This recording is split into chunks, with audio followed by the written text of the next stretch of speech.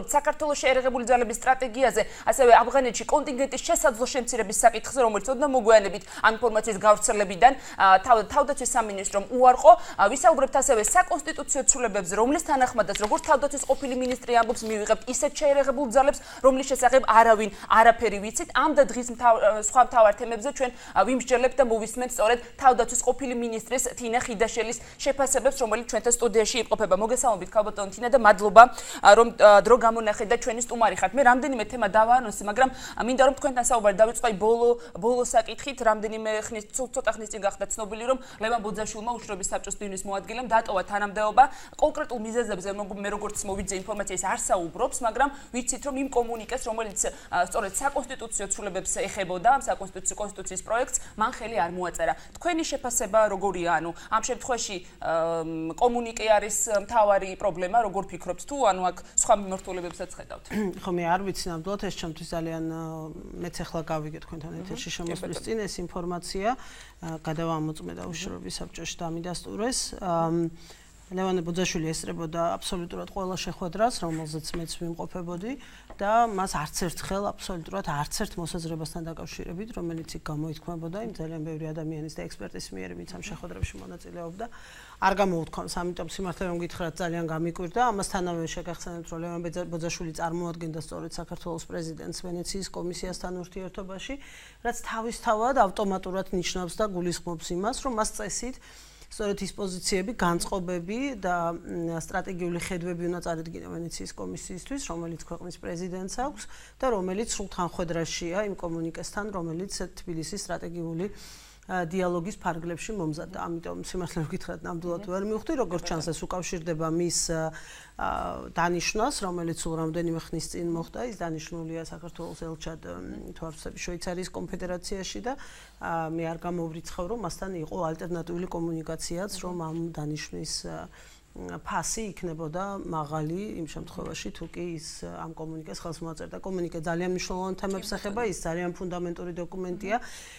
ქვეყნისთვის უმნიშვნელოვანეს, ერთ-ერთ ყველაზე უფრო უმნიშვნელოვანეს საკითხებს ეხება, რომელიც შემოთავაზებული საკონსტიტუციო ცვლილებებით წარმოადგინა საკონსტიტუციო კომისიამ, რომელიც ფუნდამენტურად ცვლის ქვეყნის უსაფრთხოების და თავდაცვის და უსაფრთხოების სისტემას და ჩვენი აზრით, ამ შემთხვევაში მე შემიძლია ნამდვილად მაღლობით რიცხვში ვილაპარაკო ყველა იმ ადამიანის სახელით, ვინც ამ დიალოგში მონაწილეობდა და ამ დიალოგის ფორმატში მონაწილეობდა ყველა ექსპერტი უკლებლივ, ვინც კი ქვეყანაში თავდაცვაზე და უსაფრთხოებაზე ოდესმე მუშაობდა, ან დღეს მუშაობს, ყველა საერთო აზრია, რომ სისტემა, რომელიც ბატონმა კობახიძემ წარმოადგინა, უბრალოდ ფუნდამენტურად დაარღვევს უსაფრთხოების არქიტექტურას და შეუძლებელს გახდის უფრო დეტალურად, უფრო კონკრეტულად რომ გითხრათ, რას გულისხმობთ, სწორედ კომუნიკაში ნამდვილად არის ბევრ საკითხს საუბარი და მე რომ გადავხედე, მათ შორის იყო თავდაცვის და უსაფრთხოების საკითხებში საკოორდინაციო, მუდმივ მოქმედი საკოორდინაციო ორგანოს ამოღების საკითხი მოკეთილი ჩამოთვლილი იყო ამ კომუნიკაში და რადგან თქვენც ახსენეთ, აი კითხავთ, მე ვნახე თქვენი კომენტარები, რომ ისეთი ცვლილებებია, რომ შედეგად ისეთ შეერაღებულ ძალებს მივიღებთ ამ ცვლილებებით, რომლის შესახებ არავინ არაფერი იცის. აი რას გულისხმობთ ქალბატონო? სამი ძირითადი პრობლემაა და პრინციპში კომუნიკე სწორედ ამ სამ უმთავრეს პრობლემას ეხება. პირველი უფრო ფართოდ რომ დავინახოთ იმ ვერსიით, რომელსაც დღევანდელ კონსტიტუციას აქვს ძალიან სერიოზული პრობლემები. ეს უდავოა, ამაზე არავინ არ დაობს და საერთოდ 2010 წლის კონსტიტუცია ძალიან არასწორი ფორმით იყო მიღებული, შინაარსით ბევრი წინააღმდეგობის შემცველი იყო და იმის ნაცვლად, რომ ეს პროცესი გამოსწორებული იყო, კონსენსუსზე დაფუძნებული პროცესი მიგვეღო ჩვენ და გამართული სისტემა სამწუხაროდ 2016 წლის შემდეგ მოსულმა ქართულმა უმრავლესობით საკონსტიტუციო უმრავლესობით მოსულმა ქართულმა ოცნებამ ზუსტად იგივე გაიმეორა, რაც 2010 წელს გააკეთა სააკაშვილმა ფორსირებულად რამდენიმე თვეში საკუთარი შეხედულებების მიხედვით ერთ-ერთმა ჩემმა მეგობარმა თქვა და გავიმეორებ მის სიტყვებს სამეცნიერო ნაშრომი შემოგთავაზა კონსტიტუციის შესახებ, რომელსაც დიპლომის დაცვის დროს ოპონენტები ყავს ხოლმე, მაგრამ ეს არ არის ქვეყნისთვის ტრაგედია. ამ შემთხვევაში სხვაობა ის არის, რომ ის ქვეყნისთვის შეიძლება ტრაგედია იყოს. პირველი ეს არის ის, რომ ეს უსაფრთხოების სისტემა დარღვეულია აბსოლუტურად. არ შეიძლება კონსტიტუცია შეიცავდეს ბუნდოვან ნორმებს, რამოდენიმე ტიპის ინტერპრეტაციის შესაძლებლობას იძლეოდეს, განსაკუთრებით ისეთ საკითხებზე, როგორიც არის თავდაცვა და უსაფრთხოება. ვნახოთ კონკრეტული მაგალითით, ხო, შემოთავაზებულ კონსტიტუციის პროექტში წერია შემდეგი ფრაზა, რომ საქართველოში იქმნება სამხედრო ძალები და სხვა შეიარაღებული ძალები. შემდეგ კონსტიტუციაში რამდენიმე ადგილზე ეს სამხედრო ძალების შესახებ არის საუბარი. საუბარია იმაზე, ვინ ხელმძღვანელობს მათ, საუბარია იმაზე, როგორია მათი გამოყენების წესი, ამაზე ცოტა მოგვიანებით ვიტყვი რა პრობლემებია, მაგრამ თავისთავად სამხედრო ძალების საკითხი სწორად თუ არასწორად კონსტიტუციაში ჩანს. ანუ ჩანს, რომ ეს არის საუბარი არის ჯარზე. და ჩანს, რომ საუბარი არის ლეგიტიმურ ჯარზე, რომელიც ამ დროს ასე მოქმედებს, სხვა დროს სხვანაირად, მესამე დროს მესამენაირად. ამასობაში აი ეს სხვა შეიარაღებული ძალები, რომელიც კონსტიტუციაში ჩნდება, შემდეგ აღარსად აღარ არის კონსტიტუციაში ნახსენები. გაუგებარია მათი წარმოშობის წყარო, გაუგებარია მათი ხელმძღვანელობის სტრუქტურა, გაუგებარია როგორ მტკიცდება მათი საერთოდ ამ სხვა შეიარაღებული ძალების სტრუქტურა. გაუგებარია როგორ მოქმედებენ ისინი საგანგებო მდგომარეობის დროს ან საომარი მოქმედების დროს და გაუგებარია რა ანგარიშვალდებულება აქვთ მათ.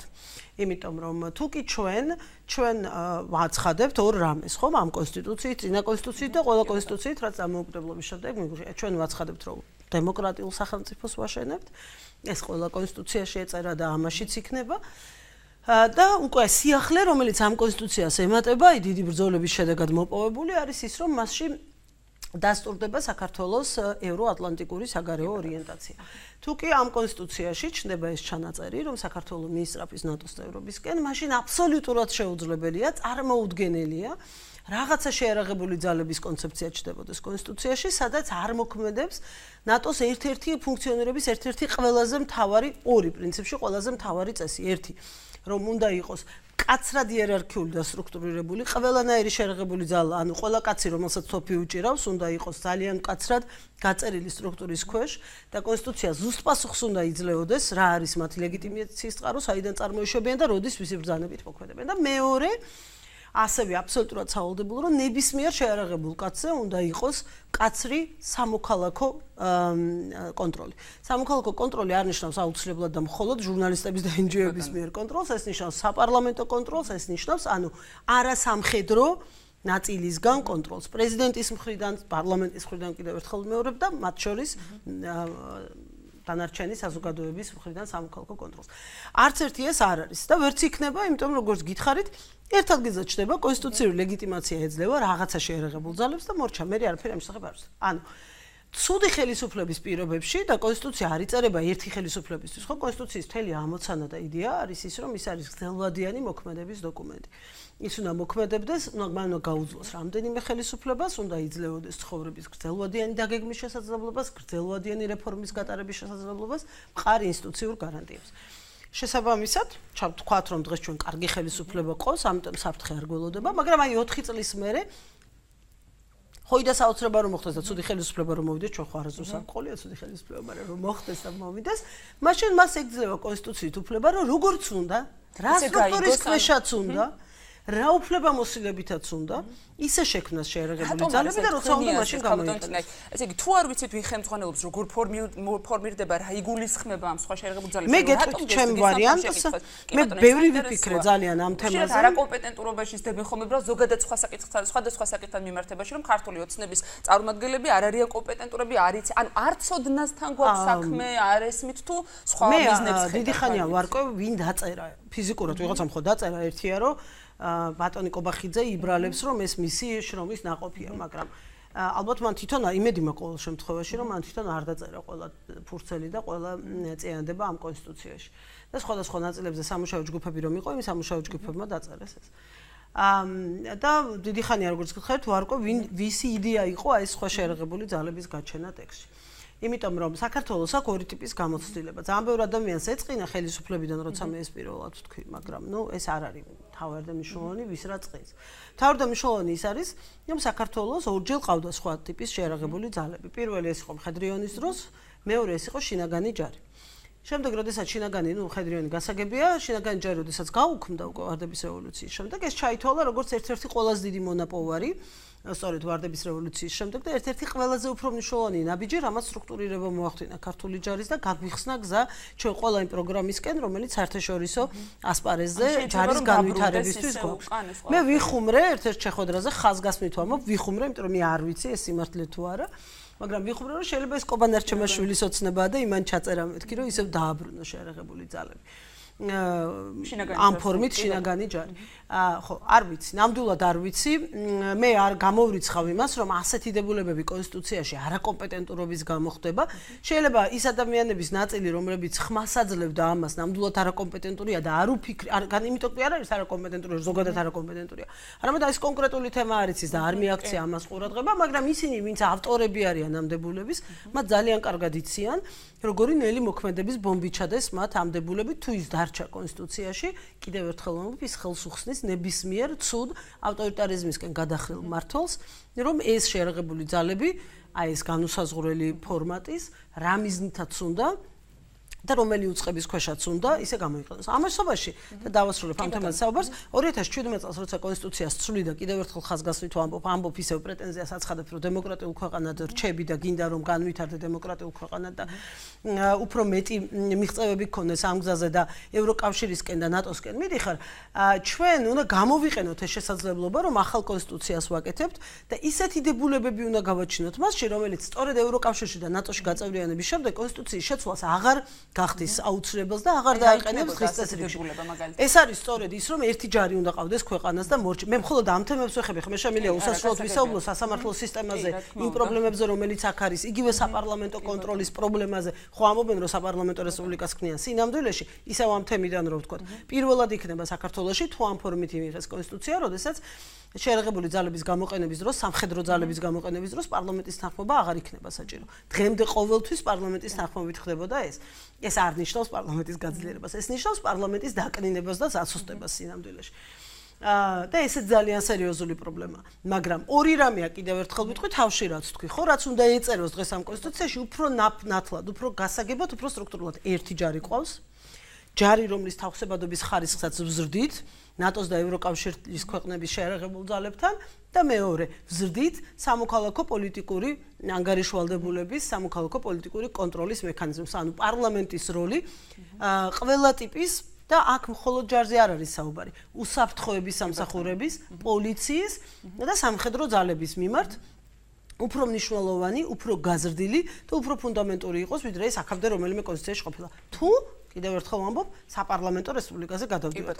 მაგრამ ამ კონსტიტუციის მოდელით რაც შემოთავაზებულია, საპარლამენტო რესპუბლიკა მათ ესე გაიგეს, რომ ვაუქმებთ პრეზიდენტს და ვქმნით სუპერ საპრემიერო მმართველობას და წერტილი. არავით არ პარლამენტის როლის გაზრდა ამ კონსტიტუციაში შემოთავაზებული და წარმოქმნილი. თქვენ რამდენჯერმე ახსენეთ ნატოსკენ სწრაფვა ეს კონსტიტუციის პროექტიც არის განსაზღვრული ეს ყველაფერი ამ ფონზე მინდა მოვიცნოთ თქვენი შეფასება ავღანეთში კონტინგენტის შემცირების შესაძლო შემცირების საკითხთან დაკავშირებით. როდესაც გავრცელდა ეს ინფორმაცია და იქ იყო აღნიშნული რომ თავდაცვის სამინისტრომ ამაზე განცხადა და დაადასტურეს, შემდეგ მოყვა ამას თავდაცვის სამინისტროს განცხადება რომ უარყოფენ ამას, მაგრამ იქვე იყო ასეთი რამ აღნიშნული რომ ეს ყველაფერი მიმდინარეობს ანუ გრძელვადენი მოლაპარაკებები შეიძლება 2019 წლის თვის იყოს ეს ყველაფერი შესაძლებელი. ამ ფონზე როგორ აფასებთ აი ამ გადაწყვეტილებას? აი ეს დანიშნულოვანი საკითხია და ისევ კონსტიტუციის კონტექსტში შეგვიძლია ესეც განვიხილოთ, ანუ რეალურად თემა რომელიც გაჩნდა და პრობლემა რომელიც შეექმნა და მოდელი რომელსაც გვთავაზობენ, ხო? ეხლა როგორ ხდებოდა დღემდე საქართველოს შეერაღებული ძალების მისიებში მონაწილეობის საკითხის გადაწყვეტა. საქართველოში არსებობდა მუდმივი მოქმედი თავდაცვისა და უსაფრთხოების საკითხების მუდმივი მოქმედი ორგანო, რომელსაც უშიშროების საბჭო ქვია. სახელს არ აქვს პრინციპული მნიშვნელობა, შეგვიძლია მას თავდაცვის საბჭო დავარქვათ, არავითარი პრობლემა არ არის, მე ამასთან არ მაქვს პრობლემა, სახელი რა ერქვა, მაგრამ თავარი არის რომ ის არის კონსტიტუციური მუდმივი მოქმედი ორგანო. ეს ორი შემადგენელი არის პრინციპული, კონსტიტუციურად განსაზღვრული სტატუსით და მუდმივი მოქმედი ორგანო, ხო?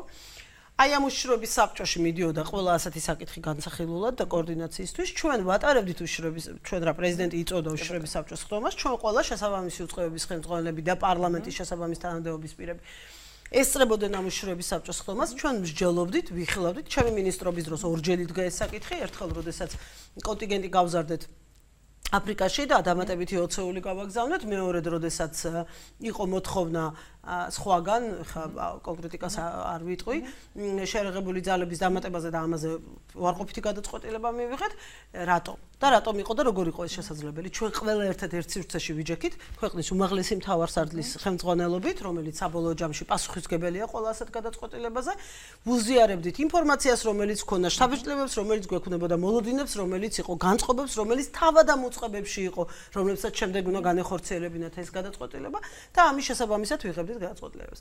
შემოთავაზებული პროექტით ეს მექანიზმი გაუქმებულია. როგორც ჩანს თავდაცვის სამინისტრომ ჩათვალა, რომ უკვე აღარ არსებობს და უშუალოდ საბჭოსთან მაინც და მაინც კომუნიკაცია როგორც გაირკვა არ ქონიათ. ის რაც ჩვენ მოვისმენთ, მე შემიძლია მხოლოდ ის გითხრათ, რაც მოვისმინეთ, ქალბატონი ჩიქოვანის უსმენდი მე რუსთავი 2-ზე, სადაც მან რამოდენიმე რამე თქვა, პირველი დაიწყო, ეს როცა ესე იწყებენ ლაპარაკს თანამდებობის პირები, გასაგებია რომ ის რაღაცას მალავს. მან თქვა რომ აი ნატოს კონტინგენტში კი არ ვამცირებთ გერმანელებთან ურთიერთობრივ ურთიერთობაში ეს სიტყვებით თამაშია, გასაგებია კი ბატონო რომ მაზარი შარიფში ჩვენ გერმანულ კონტინგენტთან ერთად გავართ, მაგრამ ეს ერთიანი მისიაა თავისი არსით, იმის მიუხედავად, ვის რა სახელები ქვია, სადღაც ჩვენ თურქეთის სარდლობის ქვეშ ვართ, სადღაც გერმანული სარდლობის ქვეშ ვართ, სადღაც ამერიკული სარდლობის ქვეშ ვართ, მაგრამ ეს არის ერთიანი მისია ავღანეთის ისლამურ რესპუბლიკაში. და შესაბამისად, ეხა ჟურნალისტს ეკამათოს სიტყვებზე და დასახელებებზე უკვე იმას ნიშნავს, რომ ხო, ეს ნიშნავს იმას, რომ რეალურად კომუნიკაცია იყო. მან ეს არც უარყო, მან თქვა, რომ წერილი გაიგზავნა, უბრალოდ წერილი შინაარსთან დაკავშირებით თქვა, რომ არასწორი ინფორმაცია გაქვთო და სწორედ აქ არის პრობლემა. მან თავად თქვა ამ ინტერვიუში და მე ვცდილობ, რომ ზუსტად იქიდან გამომდინარე ვილაპარაკო, რაც მან ილაპარაკა, იმის მიუხედავად მე სხვა რა ინფორმაცია მაქვს. მან თავად თქვა, რომ ორ კვირაში არის დაგეგმვის კონფერენცია. დიახ, მართალია. უფრო მეტიც, ივნისი არის თვე, როდესაც არა მხოლოდ ჯართა ძალების დაგეგმვის კონფერენციები ემართება შეიფსა და მონსში, არამედ იმართება თავდაცვის მინისტერიალი ასევე და იმედი მაქვს ამჯერად მაინც მიდის თავდაცვის მინისტრი, რომელსაც დასჭემდა შატალოზე ყოფნა ნატოს თავდაცვის მინისტერიალების დროს, ასევე იმართება თავდაცვის მინისტერიალი. მინისტერიალის წინ, სადაც ერთ-ერთი საკითხი სწორედ RSM-ის მისია იქნება, იმიტომ რომ დიახის მართალია, როცა ამბობს, რომ მანდატი 2018 წლამდე არის განსაზღვრული და ყოველთვის ესეა. სხვადასხვა პერიოდულობით თავიდან იწყება კონსულტაციები, მაგრამ წინასწარი მოლოდინები სახელმწიფოებს აქვთ, თუ მისი არჩება, მაშინ ყველა რჩება, ხო? ამიტომ სწორედ ამ ძალთა დაგეგმვის კონფერენციამდე და მინისტერიალამდე წერილის გაგზავნა გერმანული მხარისთვის თან არა მინისტრის მიერ, არამედ მინისტრის მოადგილის და გენშტაბის უფროსის მოადგილის ხელმოწერით. ეს იცით როგორი შეურაცხყოფა, ეს არ არის ურთიერთობის ფორმა, რომელსაც პასუხისმგებლობიანი სახელმწიფო რომელსაც მიიღეს ეს გადაწყვეტილება როგორ მაგრამ ეს არის ის რაც ჩვენ გვითხრა მან. აი კიდევ ერთხელ ვამბობ, მე ვცდილობ, რომ არც ერთი სიტყვა არ ვთქვა სხვა ინფორმაციებზე დაყრდნობით და მხოლოდ იმ ინფორმაციიდან გამომდინარე გესაუბროთ, რაც მან თქვა, რომ მან მემოქს ინფორმაციაო თქვენ ბრძანეთ, ან დამატებით რა ინფორმაცია გაქვთ, რომ ეს მიზანი მიმართ. კიდევ ერთხელ ვამბობ, რომ მან იმ ინტერვიუში ყველაფერი თქვა, რაც იყო ცუდი ამ წერილთან დაკავშირებით. მან თქვა, რომ წერილი გაიგზავნა, ეს არის ცუდი და არასწორი. როდესაც სწორედ დაგეგმვის კონფერენციის წინ და მინისტერიალის წინ აგზავნია ამ წერილს, მინისტერიალის მთელი იდეა ის არის, რომ იქხვდები შენს კოლეგებს, მათთან ერთად გადიხარ კონსულტაციებს, ამის შემდეგ მოდიხარ უშიშროების საბჭოზე, მოახსენებ შენ საკოორდინაციო ორგანოს, იღებ გადაწყვეტილებას და შემდეგ უკვე მიღებულ გადაწყვეტილებას აცნობებ. წინასწარ ულტიმატუმებს არ უყენებენ ერთმანეთს ნატოს წევრი ქვეყნებიც კი. არათუ ჩვენ. აქ იმაზე არ არის საუბარი, რომ ჩვენ მეორადი ქვეყანა ვართ და ვიღაც პირველად. ნატოს წევრი ქვეყნებიც კი. იმ მინისტერიალებზე, რომელიც RSM-ს ეხება და მე რამდენიმე ასეთში მაქვს მონაწილეობა მიღებული, ამ მინისტერიალების ფუნქცია ზუსტად ეს არის. იქ ხდება პოზიციების გაცვლა, მოლოდინების გარკვევა, ამის შემდეგ ვბრუნდებით სახში, ველაპარაკებით იმ ორგანოში, რომელიც გადაწყვეტილების მიღების უფლებამოსილების მატარებელია და ამის შემდეგ იწყება უკვე კომუნიკაცია. წინასწარ ასეთი წერილის გაგზავნა, რაც მან იმ ინტერვიუში ლაპარაკა, ეს არის ულტიმატუმი. ჩვენ ულტიმატუმებით არ ვლაპარაკობთ არც ქართველები, არც გერმანელები, არც ფრანგები, ეს არ არის ნატოს სტილი და წესები, რომლითაც მოქმედებ და უბრალოდ უხერხულია, როდესაც ასე იქცევი. მაგრამ კიდევ ერთხელ ვამბობ, ეს სწორედ იმ ფუნდამენტურ პრობლემებზე მიანიშნებს, რომელიც ამ სისტემაში გვაქვს ჩვენ და რაც კონსტიტუციური ცვლილებების პროექტშიც აისახა. როცა განცდა ერთადერთი მთავარი წუხილი, რომელიც მე მაქვს, როცა ვკითხულობ შემოთავაზებული კონსტიტუციის პროექტს, ის კი არ არის რომელ პუნქტში რა წერია. არამედ განწყობაა მთავარი, რომელიც ამ კონსტიტუციური ცვლილებებიდან ჩანს, რომ ვიღაცას ხელმძღვანელობაში მიაჩნია, რომ ეს თემები არ არის მნიშვნელოვანი. ეს თემები არ გამოსულა საერთო სახალხო განხილვაზე. ის მიაჩნია თუ ეს რაღაც გუნდის გადაწყვეტილება და გუნდის გადაწყვეტილება, როგორც ჩანს, ყველა ეს ფიქრობს, რომ ეს არ არის მნიშვნელოვანი. თავარია, რომ როგორმე პრეზიდენტი გვერდზე გავწიოთ. მაგრამ ამას რა მოყვება და აი ეს სისტემა, რომელშიც, ეხლა გეტყვით კიდევ ერთ უზარმაზარ პრობლემას და ნებისმიერი მსმენელი მიხვდება ამას, კონსტიტუციის ერთ მუხლში. ერთსა და იმავე მუხლში წერია შემოთავაზებული პროექტი ერთსა და იმავე მუხლში. ერთებულებაში წერია, რომ საომარი და საგანგებო მდგომარეობის დროს შეარაღებული ძალების გამოყენების უფლება აქვს საქართველოს პრემიერ-მინისტრს. მას არ ჭირდება პარლამენტის თანხმობა, იქვე წერია. იმავე მუხლში სხვა პუნქტში წერია, რომ ამ და ყველანაირი მდგომარეობაა ჩამოთვლილი დროს შეერაღებული ძალების გამოყენების უფლება აქვს საქართველოს პრეზიდენტს, რომელსაც ჭირდება პარლამენტის თანხმობა. და 70-ე მუხლში წერია, რომ სამხედრო ძალების გამოყენების უფლება ასევე აქვს თავდაცვის მინისტრს, ოღონდ იმასთან მიმართებაში არ წერია რა ვითარებაში. ანუ რეალურად ჩვენს ქვეყანაში ჩვენმა ქვეყანამ ომი რო გამოუცხადოს ვინმეს, ან ჩვენ რო ვინმე ომი გამოგვიცხადოს. კონსტიტუცია არ იძლევა პასუხს აი იმ კრიტიკული 48 საათის განმავლობაში, ანუ პრეზიდენტის მიერ პარლამენტში საომარი მდგომარეობის გამოცხადების გადაწყვეტილების შეტანის მომენტიდან შეერაღებული ძალების რეალურ მოქმედებაში მოყვანის მომენტამდე ვინ რაზე იღებს პასუხისმგებლობას.